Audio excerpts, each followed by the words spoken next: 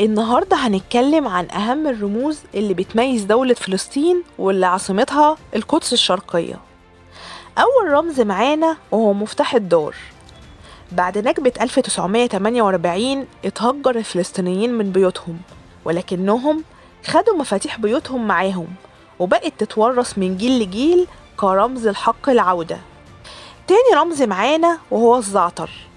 مفيش بيت فلسطيني مفهوش زعتر، والزعتر جزء أساسي من المطبخ الفلسطيني وبيتسمى عندهم الذهب الأخضر، وزي كل حاجة بيحاول الاحتلال ينسبه لنفسه. تالت رمز معانا وهو الزيتون.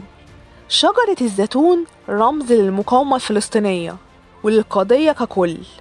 في فلسطين أقدم شجرة زيتون في العالم عمرها حوالي 5500 سنة. كمان زيت الزيتون مكون أساسي في المطبخ الفلسطيني. رابع رمز معانا وهو البطيخ. سنة 1967 منع الاحتلال العلم الفلسطيني في الأماكن العامة، فخرجت مظاهرات شايلة بطيخ لأنه فيه الألوان الأسود والأخضر والأحمر واللي موجودة في علم فلسطين.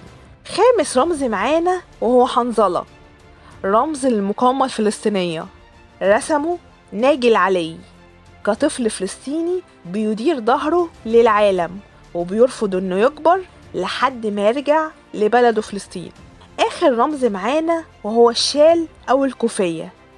اتحول الشال والكوفية من غطاء للرأس منتشر عند البدو والريفيين لرمز للمقاومة السياسية، بداية من ثورة فلسطين لحد ما بقت الكوفية الفلسطينية رمز للصمود في كل العالم. وبرضه الاحتلال بيحاول انه يسرقها. وفي النهاية ما تنسوش تدعوا لاخواتنا الفلسطينيين، وان شاء الله نصر الله قريب.